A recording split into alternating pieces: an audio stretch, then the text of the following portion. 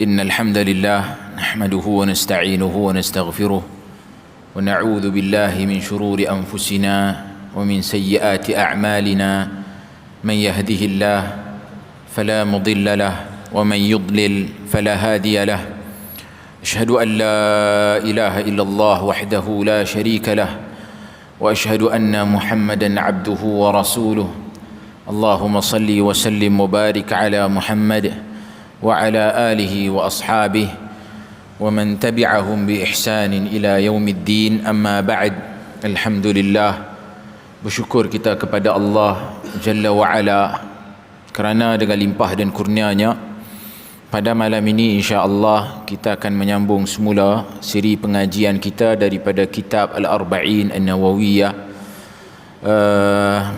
yang mana pada malam ini insya-Allah kita akan sambung pada hadis yang ke-18 insya-Allah.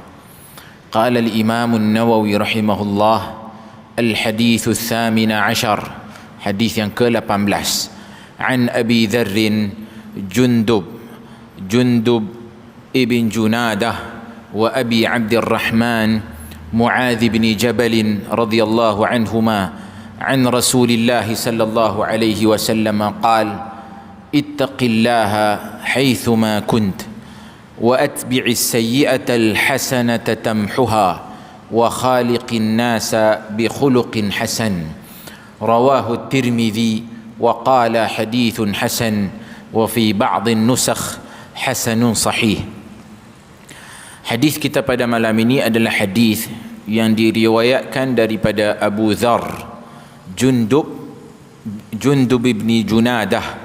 Abu Dharr, sahabat Nabi sallallahu alaihi wasallam, nama beliau adalah Jundub bin Junadah.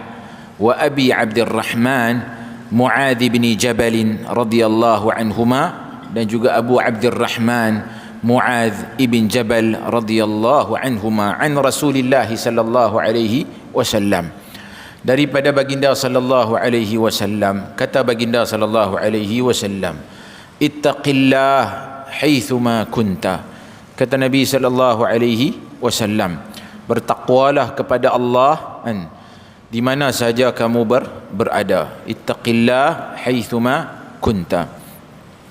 Wa atbi'is sayyi'atal hasanata tamhuha, dan ikutilah kejahatan dengan mengerjakan kebaikan. Nescaya kebaikan itu nanti akan menghapuskan kejahatan tadi. Wa khaliqin nasa bi khuluqin hasan, dan berperangailah ataupun berakhlaklah kepada manusia dengan perangai yang baik, akhlak yang baik. Kata Imam At-Tirmidzi, kata Imam An-Nawawi rahimahullah, rawahu At-Tirmidzi, hadis ini diriwayatkan oleh Imam At-Tirmidzi. Wa qala hadithun hasan, hadis ini, dan dia kata hadis ini adalah hadis yang hasan.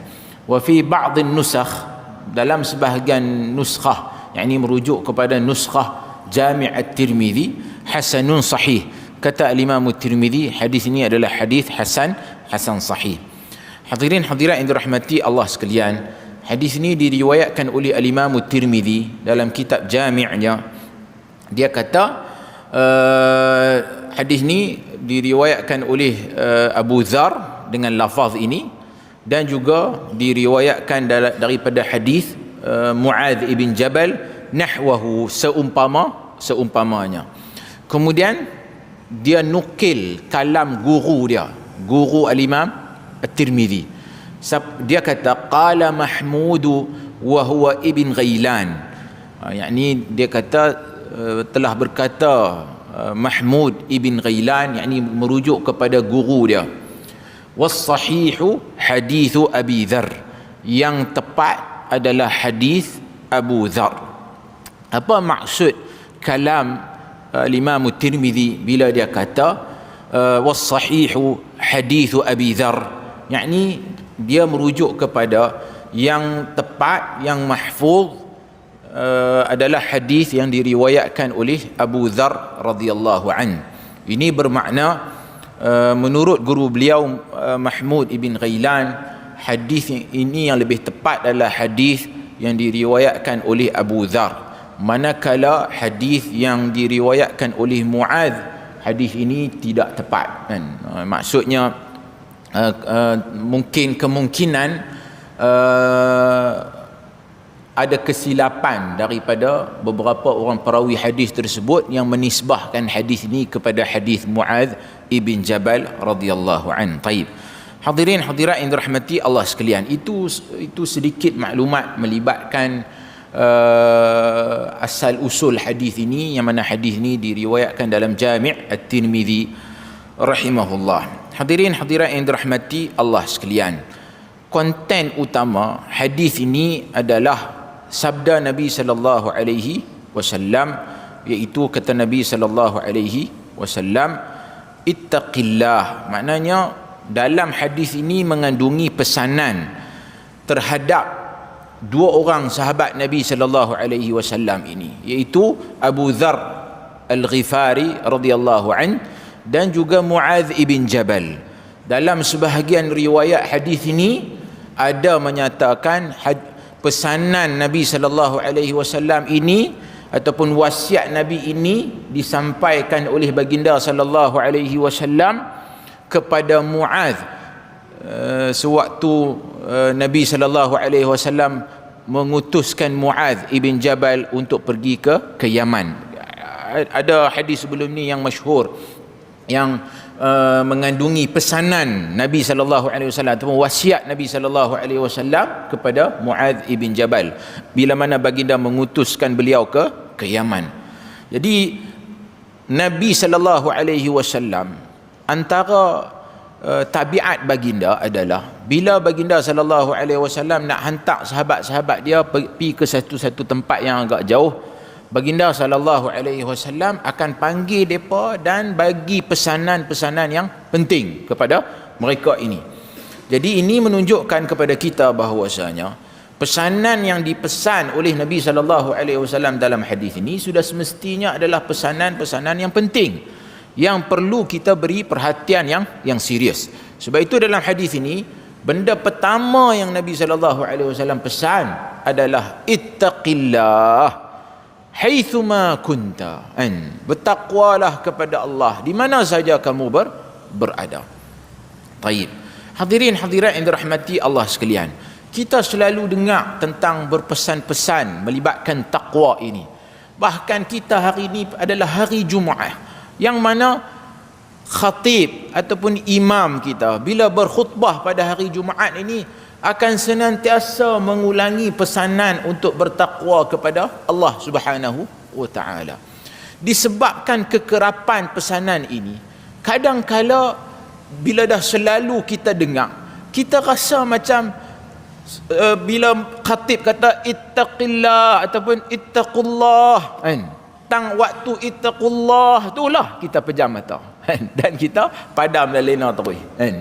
Disebabkan kita mungkin selalu dengar, akan tetapi pesanan inilah bila keluar daripada mulut baginda sallallahu alaihi wasallam, para sahabat akan dengar, dan bila Nabi sebut ittaqullah ihmarrat ainah, para sahabat menyifatkan bila Nabi SAW berkhutbah ni, bila baginda menyebut ittaqullah, merah mata baginda sallallahu alaihi wasallam, menunjukkan pesanan ini adalah pesanan yang sangat penting. Dan para sahabat Nabi sallallahu alaihi wasallam bila dengar pesanan ini gerun, gerun dalam jiwa mereka, kerana pesanan ini adalah pesanan yang sangat berat, kerana mereka sangat memahami apa yang dimaksudkan dengan takwa kepada Allah Subhanahu wa taala. Baik. Hadirin hadirat yang dirahmati Allah sekalian, macam saya katakan tadi, kita selalu dengar takwa ni. Takwa ni apa? Kata Al-Hafidh Ibn Rajab, dia kata aslut taqwa, asal dalam masalah taqwa ni, ay yaj'ala al-'abdu bainahu wa baina ma yakhafuhu. Dia, seseorang hamba itu menjadikan antara dirinya dan dengan apa yang dia takuti dan apa yang dia bimbangi itu wiqayatan taqiyahu minhu. Dia jadikan antara diri dia dengan apa yang dia bimbang, apa yang dia takuti, apa yang dia geruni, wiqayatan, yakni perisai, penghadang. Jadi setiap daripada kita ni dalam kehidupan ini ada benda yang kita takut, ada benda yang kita bimbang, ada benda yang kita gerun. Kita takut dengan keselamatan diri kita, keselamatan harta benda kita, keselamatan ahli keluarga kita. Maka kita pun buatlah rumah, ataupun kita sewa rumah. Kita pastikan rumah yang kita nak tinggal ini memiliki ciri-ciri keselamatan. Ada kunci, ada tingkap, ada grill. Semua benda ni kita buat kerana kita bimbang keselamatan diri kita dan ahli keluarga kita serta harta benda kita. Kita juga bimbang atas faktor cuaca, panas, hujan dan sebagainya. Kita buat rumah ni, ataupun kita sewa rumah ni. Tindakan kita sewa rumah, beli rumah, buat rumah, inilah dinamakan sebagai taqwa. Kerana kita nak elakkan daripada bahaya-bahaya yang mendatang ni tadi. Jadi itu maksud dari segi taqwa dari sudut bahasa. Lalu dalam konteks kita bertakwa dengan Allah Subhanahu wa taala ini, kita bimbang dan takut dengan azab Allah Subhanahu wa taala. Kita bimbang dan kita gerun dengan kemurkaan Allah Subhanahu wa taala. Dan sebab itu dalam Al-Quran Allah Subhanahu wa taala menyebut tentang takwa ini dalam banyak-banyak tempat. Ada ketika Allah Subhanahu wa taala menisbahkan takwa itu secara langsung terhadap dirinya. Antaranya Allah Subhanahu wa taala berfirman dalam surah Ali Imran ayat 28. Kata Allah Subhanahu wa taala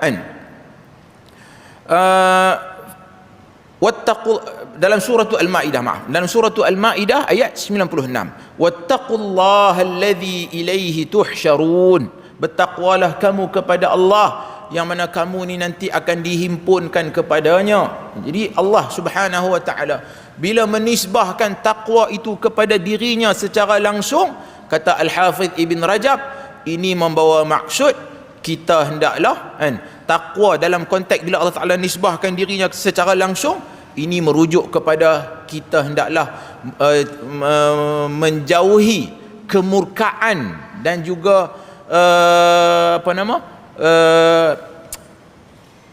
kita bimbang dengan kemurkaan dan juga kemarahan Allah Subhanahu wa taala. Baik. Dan dalam beberapa keadaan pula Allah Subhanahu wa taala nyatakan dalam Al-Quran ini, Allah Taala nisbahkan takwa itu kepada iqabillah, kepada balasan yang ditetapkan oleh Allah Subhanahu wa taala kepada hamba-hamba dia yang melakukan perkara yang dia larang. Antaranya wa ila makanihi kannar au ila zamanihi kayaumil qiyamah. Yani merujuk kepada balasan ni tadi, ada yang merujuk kepada tempat seperti mana neraka ataupun kepada masa seperti mana hari kiamat. Kata Allah Subhanahu wa taala dalam surah Ali Imran ayat 131. Kata Allah Subhanahu wa taala, wattaqun nar allati uiddat lil kafirin. Takutlah kamu dengan api neraka. Maknanya ini merujuk kepada tempat, yakni neraka, tempat yang bakal diazab hamba-hamba Allah yang ingkar dengan perintah Allah Subhanahu wa taala. Uiddat lil kafirin, disediakan untuk orang-orang yang kafir. Dan Allah Subhanahu wa taala juga macam saya katakan tadi menisbahkan takwa ini kepada masa, yakni merujuk kepada hari pembalasan, yaumul qiyamah. Kata Allah Subhanahu wa taala, wattaqu yauman turja'una fihi ila Allah, dalam surah Al-Baqarah ayat 281. Kata Allah Subhanahu wa taala, takutlah kamu pada hari yang kamu semua ni akan dikembalikan kepada Allah Subhanahu wa taala, yakni merujuk kepada hari kiamat. Jadi ini menunjukkan kepada kita bahawasanya takwa secara umumnya adalah fi'lul wajibat wa tarkul muharramat, buat apa yang Allah Ta'ala fardukan ke atas kita dan juga tinggalkan semua perkara yang diharamkan ataupun dilarang oleh Allah Subhanahu wa Ta'ala. Tarkul muharramat wasyubuhat, dan juga perkara-perkara yang samar, perkara-perkara yang syubhah. Wa rubbama dakhala fiha ba'da dhalika fi'lul mandubat. Kata Al-Hafidh Ibn Rajab, bahkan kadang-kala termasuk juga dalam takwa ini iaitu kita buat perkara-perkara al-mandubat, yakni benda-benda yang sunat. wa tarkul makruhat, dan juga meninggalkan perkara-perkara makruh, wa huwa a'la darajatit taqwa, dan ini termasuk di antara darjat taqwa yang paling tinggi. Kita baca dalam surah Al-Baqarah, Allah Subhanahu wa taala berfirman, Alif Lam Mim, dzalikal kitabu la raiba fihi hudal lil muttaqin. Allah Taala kata Alif Lam Mim, demikianlah kitab Al-Quran ini, la raiba fihi, tidak ada keraguan baginya, hudal lil muttaqin, menjadi petunjuk kepada orang-orang yang bertakwa. Kemudian Allah Taala sebut ciri-ciri orang yang bertakwa tu, alladzina yu'minuna bil ghaib wa yuqimuna as-salah wa mimma razaqnahum yunfiqun, yakni mereka yang beriman kepada perkara-perkara yang ghaib, wa yuqimuna as-salah, mereka mendirikan salat, wa mimma razaqnahum yunfiqun, dan daripada apa yang Allah Taala rezekikan kepada mereka, mereka infakkan, yakni mereka keluarkan zakat, dan juga sedekah yang mandub. Walladzina yu'minuna bima unzila ilaik wa ma unzila min qablika wa bil akhirati hum yuqinun, dan mereka juga beriman dengan apa yang diturunkan kepada engkau, yakni Muhammad, wa ma unzila min qablik, dan juga apa yang diturunkan kepada sebelum daripada mereka, yakni kitab-kitab yang diturunkan sebelum ni, wabil akhirati hum yuqinun, dan juga mereka dengan hari akhirat ini mereka yakin dengan kedatangan hari akhirat. Jadi dalam ayat ini Allah Subhanahu wa taala menyebutkan ciri-ciri al-muttaqun itu, orang-orang yang bertakwa itu, mereka perlu melaksanakan tanggungjawab yang bersifat wajibat, benda-benda yang wajib, dan juga meninggalkan perkara-perkara yang al-muharramat, yang dilarang oleh Allah Subhanahu wa taala. Baik. Hadirin hadirat yang dirahmati Allah sekalian, bila membincangkan soal taqwa ini, para ulama banyak memberikan beberapa definisi, takrifan tentang apa itu taqwa. Antaranya yang agak menarik diriwayatkan daripada Talq ibn Habib, iaitu seorang ulama di kalangan tabi'in, Talq ibn Habib al-Anazi rahimahullah.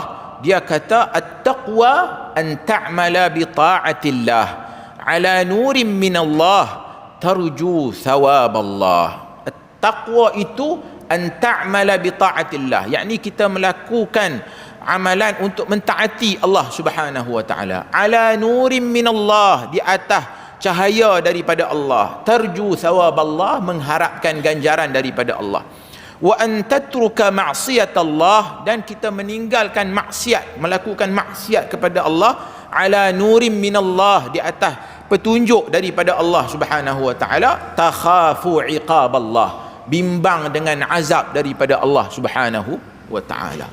Bila kita amati dalam takrifan ini, ada satu maklumat yang sangat penting dia sebut. Dia kata, an ta'mala bi ta'atillah ala nurin min Allah, iaitu kita melaksanakan ketaatan kepada Allah, ala nurin min Allah, di atas cahaya, yakni merujuk pada cahaya petunjuk daripada Allah Subhanahu wa taala, yakni kita melakukan ketaatan kepada Allah dibina di atas ilmu, bukannya dibina di atas ikut-ikutan, bukannya dibina di atas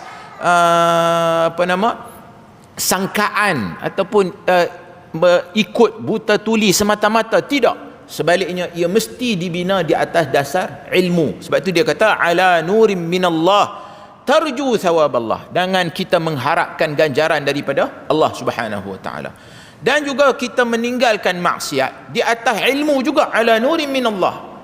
Jadi ini menunjukkan kepada kita, untuk kita nak melaksanakan takwa dalam kehidupan kita ni, kita mesti kena ada ilmu. Kita kena tahu apa benda yang Allah Ta'ala perintahkan yang wajib untuk kita buat, dan kita kena tahu membezakan antara benda-benda yang disuruh oleh Allah Ta'ala ini, mana satu yang bersifat wajibat, benda-benda yang wajib, mana satu yang bersifat mandubat, benda-benda yang sunat. Begitulah juga benda-benda yang Tuhan larang, ada bezanya. Ada benda yang bersifat makruhat, benda yang makruh. Ada benda yang bersifat muharramat, benda yang haram, yang dilarang secara total mutlak oleh Allah Subhanahu wa taala. Dan untuk kita nak kenal pasti benda ni, mestilah dengan ilmu. Sebab itu hadirin hadirat yang dirahmati Allah sekalian, menghadiri majlis ilmu Belajar, proses pembelajaran melibatkan agama kita ni adalah proses berterusan, dan perlu senantiasa kita upgrade ilmu kita supaya kita senantiasa beragama ini ala basirah, di atas ilmu pengetahuan, bukannya ikut-ikutan semata-mata. Hadirin hadirat yang dirahmati Allah sekalian, barangkali kita dah dengar dan telah pun mengikuti isu-isu panas dalam negara kita beberapa hari ini. Antaranya adalah melibatkan Global Ikhwan, apa singkatannya? GISB kan. Hari dah beberapa semalam sebelum tu ada beberapa pihak yang telah mendedahkan hal ini, antaranya Datuk Mufti Negeri Perlis kan. Sehingga hari ini menerima ancaman, gambar dia sampai kena pangkah kan, dia dengan Dr. Rozaimi kan. Jadi ini menunjukkan isu ni adalah isu yang serius. Ini kultus, cult kan.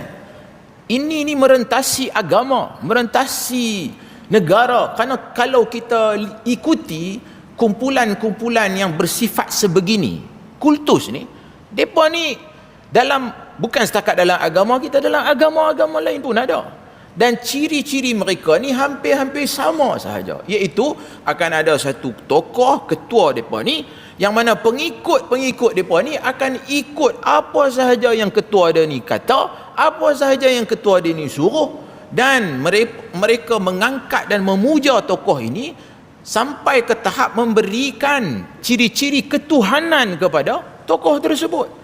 Jadi apa sahaja yang keluar daripada mulut dia adalah benar belaka. Mereka semua akan taat dan juga dengar apa sahaja yang keluar daripada mulut guru mereka ini.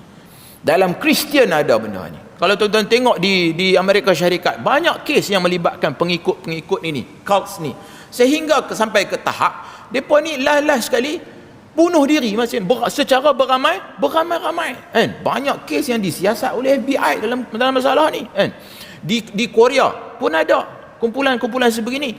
Mereka ini mengeksploitasikan pengikut-pengikut mereka di atas kenaifan anak murid ni, pengikut-pengikut ni yang ikut saja apa yang tok guru depa suruh buat. Jadi dia akan ambil peluang tersebut untuk ambil kesempatan. Dia suruh pengikut-pengikut dia sumbang, yang mana akhirnya sumbangan itu akan pi kepada orang-orang atasan dalam gerakan tersebut, dan mereka lah yang kaya, mereka lah yang mewah, mereka lah yang naik pesawat peribadi kan. Mereka ni kereta mereka mewah, rumah mereka mewah. Itu apa yang berlaku.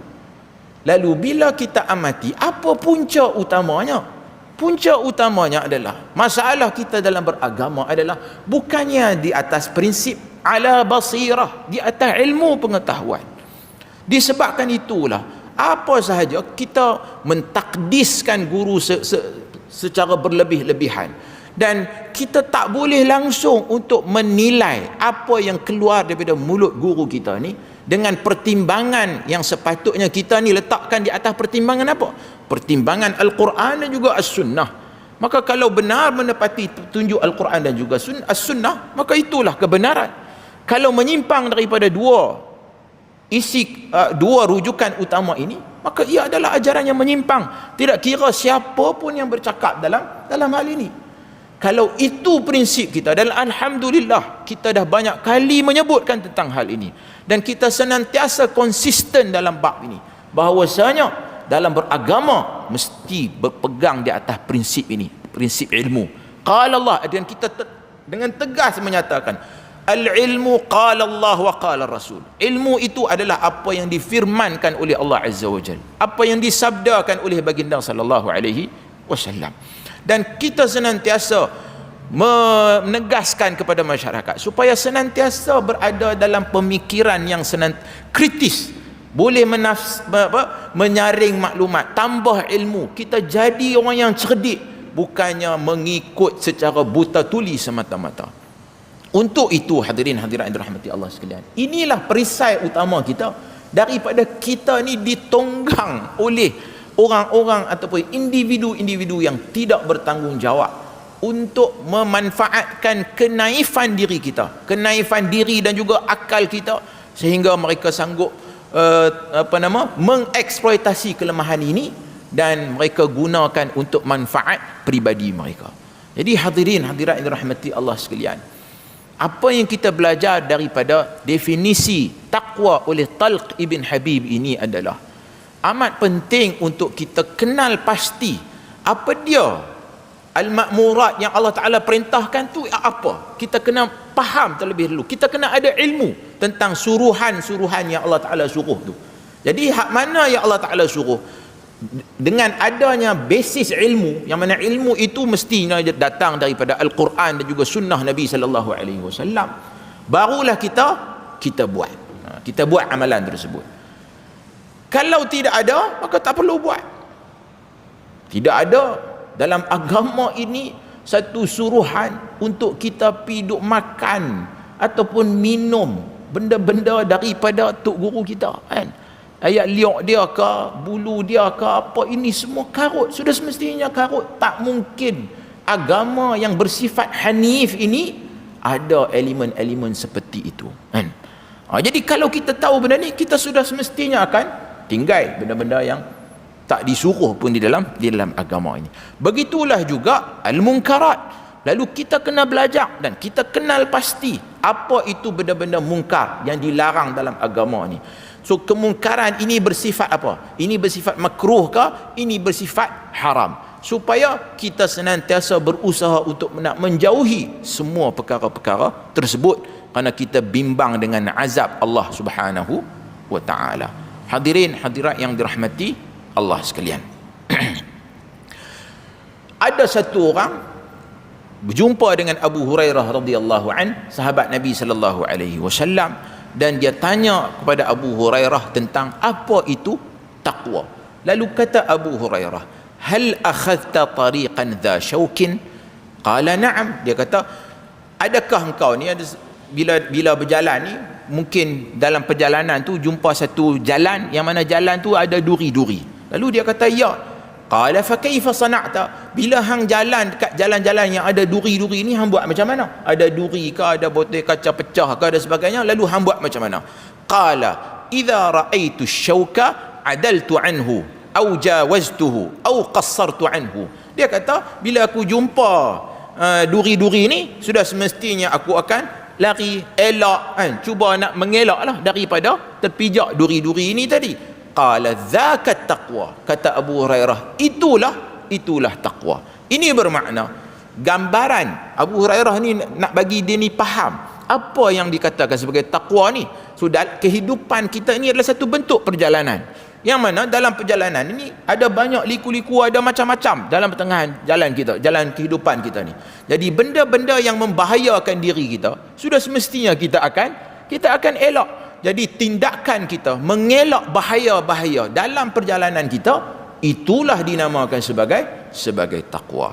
Hadirin hadirat yang dirahmati Allah sekalian, seorang ulama namanya Ibnul Mu'taz, dalam satu syair dia kata, khallidh dhunuba saghiraha wa kabiraha fahwa tuqa. Dia kata, tinggallah dosa, sama ada yang kecil ataupun yang besar, fahwa tuqa, itulah taqwa. Wasna' kamashin fawqa ardi syauki yahdharu ma yara. Dan buatlah seperti mana orang yang berjalan di atas tanah yang ada duri, yahdharu ma yara, maka dia akan berhati-hati dengan apa yang dia nampak tu. Dia bimbang, takut terpijak dengan duri itu. La tahqiranna saghiratan, jangan kita menganggap kecil satu benda yang kecil. Innal jibala minal hasa, sesungguhnya bukit, gunung yang besar itu asalnya dia daripada hasa, batu kelikir yang kecil. Ini menunjukkan kepada kita bahawasanya dalam tindak tanduk kita ni, dosa adalah dosa, sama ada kecil ataupun besar. Dan bahkan yang kecil itu boleh bila terhimpun dalam jumlah yang banyak, dia akan jadi besar, seperti mana digambarkan bukit tu asalnya daripada hasa. Hadirin hadirat yang dirahmati Allah sekalian, lalu kita dapati baginda Allah Subhanahu wa taala, baginda sallallahu alaihi wasallam senantiasa mengingatkan kita tentang takwa ini. Baginda sallallahu alaihi wasallam dalam Hajjatul Wada', bila baginda berkhutbah, baginda menyatakan, usikum bittaqwallah was-sam'i wat-ta'ah. Aku berwasiat kepada kamu untuk bertakwa kepada Allah dan juga dengar dan juga taat, yakni merujuk kepada dengar dan taat kepada waliul amr, pemerintah kan. Jadi ini menunjukkan bahawasanya baginda sallallahu alaihi wasallam senantiasa kan mengingatkan dan berpesan dengan takwa, supaya kita bila diingat selalu perkara ini, maka kita akan berusaha untuk nak melaksanakan apa yang disampaikan dan dipesankan oleh baginda sallallahu alaihi wasallam. Dan nak melaksanakan takwa ini memang dia nampak ringkas dan simple. Buat apa yang Tuhan suruh, tinggal apa yang Tuhan larang. Tapi hakikatnya ia sukar, ia sangat susah. Maka ambillah kesempatan untuk memohon pertolongan kepada Rabbuna Jalla Jalaluh, kepada Tuhan kita, yakni dengan kita berdoa kepada Allah Subhanahu wa taala. Sebab itulah dalam hadis Nabi sallallahu alaihi wasallam ajak kepada kita beberapa doa. Antaranya Nabi sallallahu alaihi wasallam ajak kita doa, Allahumma inni as'aluka al-huda wat-tuqa wal-iffata wal-ghina, ataupun wal-afafa wal-ghina. Ya Allah, aku mohon kepadamu, Allahumma inni as'aluka al-huda, yakni petunjuk, wat-tuqa, dan juga taqwa, wal-iffata wal-ghina. Al-iffah ni kita nak supaya kita ni dijauhi daripada perkara-perkara yang tercela, perkara-perkara yang memalukan, perkara-perkara yang menjatuhkan maruah kita. Dan juga al-ghina, yakni kaya. Kaya di sini merujuk kepada apa? Ghinan nafs, kaya jiwa, yang mana kita tak rasa kita perlukan kepada kekayaan yang ada pada tangan orang lain. Kita kaya jiwa ini dia lebih penting berbanding daripada kaya harta benda. Jadi dalam doa ini kita mohon pertolongan kepada Tuhan kita. Allahumma inni as'alukal huda, ya Allah aku mohon kepadamu petunjuk, wat-tuqa, dan juga taqwa, wal-iffata wal-ghina, dan juga iffah dan juga serta al-ghina. Hadirin hadirat yang dirahmati Allah sekalian, dalam masyarakat kita ayat yang sangat masyhur kan, Allah Taala pesan kepada Allah Taala nyatakan, wa may yattaqillah yaj'al lahu makhraja wa yarzuqhu min haitsu la yahtasib. Ayat ni sangat popular kan. Ayat dikenali sebagai ayat 1000 dinar. Tak tahulah main mana asal usul nama tu pun kan. Kita ni duk rasa ayat tu ayat pelaris. Ia pelaris apa? Pelaris dari sudut kalau kita faham maksud ayat itu. Wa may yattaqillah, siapa yang bertakwa kepada Allah, yaj'al lahu makhraja, nescaya Allah Taala akan bagi kepada dia jalan keluar, yakni kepada setiap permasalahan yang dia lalui dalam hidup ni. Wa yarzuqhu min haitsu la yahtasib, dan Allah Taala akan kurniakan rezeki kepada dia daripada jalan yang dia tak sangka-sangka. Ayat ini bukan untuk diframekan, bukan untuk dibaca dengan tujuan kalau kita baca banyak kali rezeki akan kedai kita akan laku dan sebagainya. Ayat ini untuk dibaca dan difahami maksudnya dan diamalkan. Orang yang bertakwa kepada Allah, wa may yattaqillah, takkan berniaga dengan meletakkan talasim kan, tangkai-tangkai tertentu kan, azimat-azimat tertentu dalam kedai dia. Kalau ada benda ni, orang itu tidak takwa kepada Allah Subhanahu wa taala. Wa may yattaqillah, siapa yang bertakwa kepada Allah, dia takkan tipu dalam timbangan perniagaan dia. Dia takkan tipu pada produk-produk dia kan. Jual, tulis kat menu ayat Milo tapi boh koko kan. Dalam menu Nescafe tapi bubuh je nama lain kan, yang lebih murah daripada tu. Yang ni satu bentuk penipuan, itu salah satu contoh lah kan. Jadi kalaulah orang yang bertakwa, dia takkan buat kerja-kerja begini kan, tipu jual produk-produk yang tak sepatutnya, tawarkan perkhidmatan yang akhirnya dia tak buat pun perkhidmatan tersebut, tipu orang dalam haji dan juga umrah. Tuan-tuan, saya duk sebut pada tuan-tuan banyak kali pasal benda ni kan. Dah berlaku dah baru-baru ni, haji baru ni ada beberapa orang yang mai jumpa saya cerita pengalaman mereka ditipu oleh pengusaha-pengusaha syarikat travel yang terdiri daripada orang yang menisbahkan diri mereka kepada agama ustaz-ustaz ni. Haula wala quwwata illa billah. Tipu. Tawarkan package sampai 30 ribu dekat 40 ribu. Konon-kononnya boleh dapat visa dan sebagainya. Tak ada. Piduk di sana, piduk di hotel. Tak tahu nak pergi mana. Kan? Lalas. Dia pun tak tahu, kononnya dia kena tangkap dan sebagainya. Dia lari tinggal jemaah tu lagu tu saja. Bayangkan. Ini penipuan. Dan dialah orang yang sama bila main mengajak di masjid ni duk hurai pasal ayat 1000 dinar, wa may yattaqillah, hang tu tidak takwa kepada Allah. Nak marah. Apa ni? Ini satu benda yang kita sangat pelik berlaku di kalangan masyarakat kita. Yang buat kerja-kerja menipu ni terdiri daripada orang-orang yang menisbahkan diri mereka kepada agama. Apa? Di mana takwa mereka? Tidakkah mereka takut kepada azab Allah Subhanahu wa taala? Tidakkah mereka ini bimbang Allah di hadapan Allah Subhanahu wa taala ini? Makcik-makcik yang duk himpun duit sampai berpuluh-puluh ribu, duk simpan duit menabung ni nak pergi haji, tiba-tiba mereka ditipu. Mereka akan mengadu kepada Allah Subhanahu wa taala pada hari yang mana pada waktu tu tak ada lah lawyer, tak ada lah orang yang boleh kita suap. Semuanya akan berdepan dengan mahkamah Allah Subhanahu wa taala. Jadi ini sepatutnya dihayati. Ayat ini perlu dihayati, maksudnya apa yang dimaksudkan dengan takwa kepada Allah Subhanahu wa taala. Baik. Hadirin hadirat yang dirahmati Allah sekalian. Dia kata ittaqillah haitsuma kunt. Apa makna haitsuma kunt? Kata Al-Hafiz Ibn Rajab, fis sirri wal alaniyah. Sama ada secara tersembunyi ataupun secara terang-terangan. Haitsu yarahu an-nas wa haitsu la yarawnahu. Sama ada dalam keadaan kita ni orang tengok kita ataupun dalam keadaan orang tak tengok kita. Subhanallah. Inilah yang sangat susah.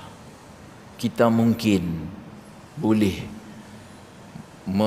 menzahirkan perwatakan kita yang baik, kita kelihatan baik, apatah lagi dalam media sosial hari ini kita boleh ambil konsultan, mana-mana konsultan perundingan untuk ajak kita macam mana kita ni kita ni nak dilihat baik dan dilihat bagus di hadapan orang ramai.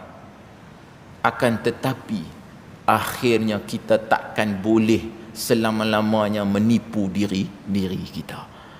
Kita saja tahu bagaimana keadaan kita bila mana kita berada berseorangan tanpa orang lain melihat kita. Pada waktu itu benar-benar takwa kita, iman kita diuji oleh Allah Subhanahu wa taala. Kita boleh sahaja mempunyai puluhan bahkan jutaan ribu orang yang mengikut kita dan menyanjung kita dan menganggap kita ni orang yang bagus dan baik. Tetapi akhirnya yang tahu kita ni macam mana adalah kita dan juga Allah Jalla wa'ala. Sebab itu Nabi pesan kepada Muadz ibn Jabal dan juga Abu Dhar, ittaqillah haitsuma kunta. Di mana-mana saja kita ni kena senantiasa bertakwa kepada Allah. Depan orang ke, kita seorang-seorang ke, kita kena senantiasa bertakwa kepada Allah Subhanahu wa taala. Saya cukup takut dalam bab ni, tuan-tuan. Tuan-tuan mungkin lihat saya mungkin sangat bagus, tuan-tuan, ustaz dan sebagainya. Inilah yang kadang-kadang menyebabkan kita ni tertipu. Akhirnya hanya diri kita saja yang tahu bagaimana keadaan kita bila mana kita berseorangan. Sebab itu para ulama senantiasa mengingatkan kita tentang bahaya dosa yang bersifat peribadi, yang mana kita seorang-seorang saja yang tahu benda ni. Dan di zaman hari ini peluang untuk terjun dalam dosa yang bersifat seorang-seorang ni sangat-sangat mudah, kan? Sangat-sangat mudah. Sebab itu takutlah kepada Allah, tuan-tuan. Tuan-tuan, kita pernah baca hadis tentang 3 orang lelaki yang terperangkap dalam gua, yang mana salah satu orang tu dia nak melakukan maksiat zina, kan? Mungkin dia ni orang lain nampak dia mungkin bagus, di tempat lain, tapi ini dia nak buat satu dosa. Dan bukankah pada hari ini semudah itu sahaja untuk kita buat dosa zina ini, kan? Tanpa pengetahuan orang lain, kita boleh ambil hotel mana-mana, kita boleh bayar, dan kita boleh ambil mana-mana perempuan, bawa, dan kita boleh tidur di situ tanpa pengetahuan orang lain. Dalam hadis tersebut, sewaktu lelaki itu nak melakukan dosa zina, kan, jalasa baina syu'abihal arba', dalam hadis itu disifatkan dengan begitu teliti. Maknanya mereka ni pada waktu tu dah nak buat dah jenayah zina tersebut. Perempuan tu kata apa? Ittaqillah, takutlah kamu kepada Allah. Pada waktu tu dia boleh sahaja untuk nak teruskan dosa tersebut, akan tetapi ada takwa dalam diri dia. Tuan-tuan tak boleh bayang macam mana keadaan tersebut. Kita kalau berada dalam situasi tersebut, agak-agak boleh patah balik ke? Agak-agak boleh sarung balik kain ke? Boleh pakai seluar balik ke? Belum tentu, tuan-tuan. Tapi takwa kepada Allah Subhanahu wa taala menyebabkan dia tinggal terus dengar saja ittaqillah, terus dia rasa takut, dia bimbang dengan azab Allah Subhanahu wa taala. Maknanya dalam diri dia masih ada lagi sekelumit iman dan juga takwa, takut kepada Allah Subhanahu wa taala. Dia bimbang dengan azab Allah Subhanahu wa taala, la tu tinggal terus. Sebab tu susah, tuan-tuan, bila bercakap bab ni. Setiap daripada kita ada benda dosa yang kita sukar nak tinggal, kita susah nak tinggal benda tu. Kita mungkin diuji dengan berapa-berapa benda dosa yang bersifat peribadi, yang senyap-senyap ni tanpa pengetahuan orang lain. Maka kena usaha dan perlu mujahadah, lawan diri kita ni untuk kita hilang daripada terlibat dalam perkara-perkara tersebut. Hadirin hadirat yang dirahmati Allah sekalian. Sebab itulah dia kata, bila mana satu orang ni takwa kepada Allah, sama ada di depan orang ke, di belakang orang ke, dia sama, maka inilah yang termasuk dalam tingkatan iman yang hadis Jibril yang kita baca sebelum ni di awal ni tadi kan, tentang Islam, iman dan juga ihsan, iaitu an ta'budallah ka'annaka tarah fa in lam takun tarah fa innahu yarak. Maknanya kita senantiasa merasakan diri kita ini dimonitor oleh Allah Subhanahu wa taala. Al-Hafiz Ibn Rajab dia nukilkan perkataan Al-Junaid.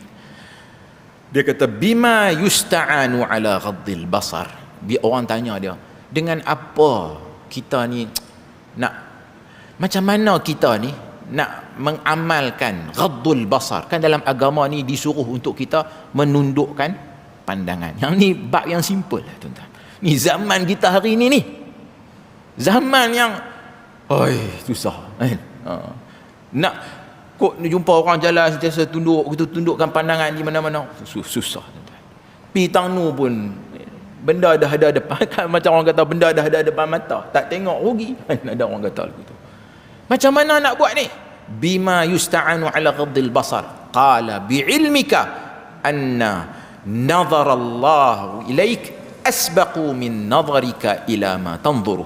Dia kata, dengan engkau mengetahui bahwasanya penglihatan Allah terhadap kamu mendahului daripada penglihatan kamu kepada apa yang kamu nak tengok.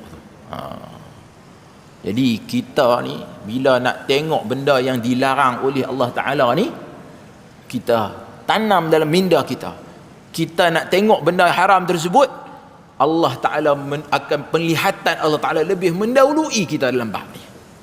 Jadi kalaulah kita ada rasa tersebut, maka insya-Allah kita mampu selamat daripada dosa ini. Hadirin hadirat yang dirahmati Allah sekalian. Kemudian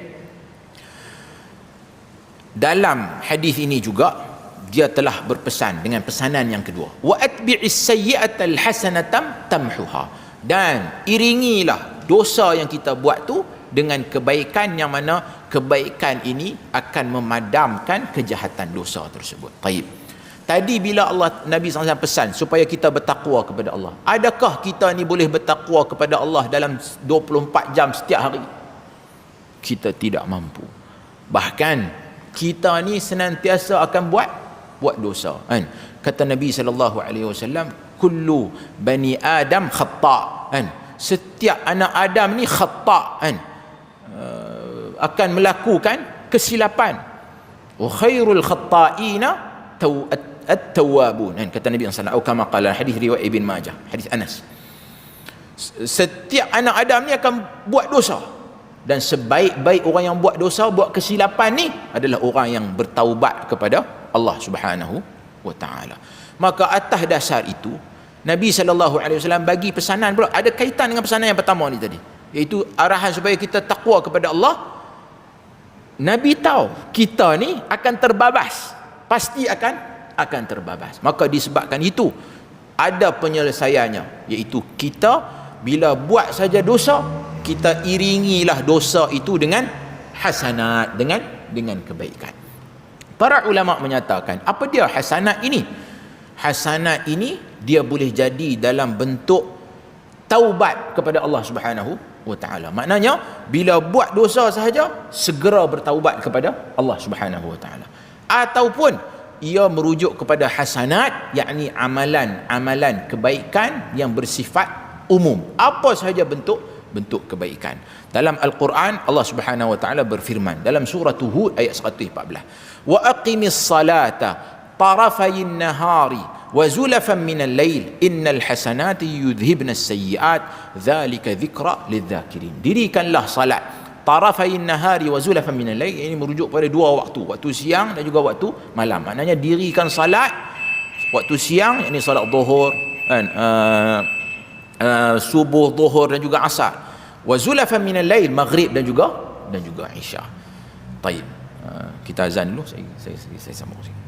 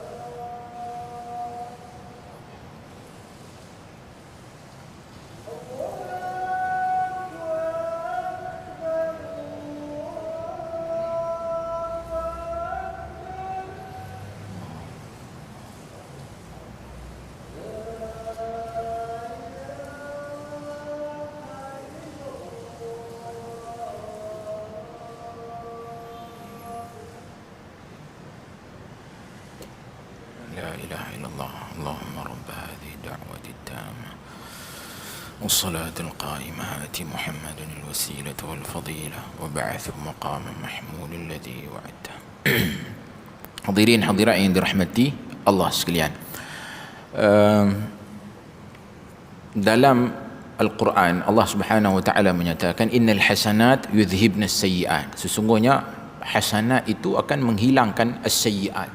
Jadi hasanat ini boleh jadi ia dalam bentuk taubat. Maknanya kita segera bertaubat kepada Allah Subhanahu wa taala, ataupun ia juga dalam erti kata untuk kita melakukan ketaatan kepada Allah Subhanahu wa taala, perkara-perkara kebaikan, kerana kebaikan-kebaikan ini akan menghapuskan kejahatan, yakni dosa. Ayat ini seperti mana dalam hadis riwayat Ibn Mas'ud dalam Sahihain menceritakan ada satu orang lelaki, dia ni tah macam mana terbabas, dia pi cium satu orang perempuan yang tak sepatutnya dia buat perkara tersebut. Lalu dia tak tahu nak buat macam mana, dia pergi jumpa Nabi SAW dan dia cerita kat Nabi.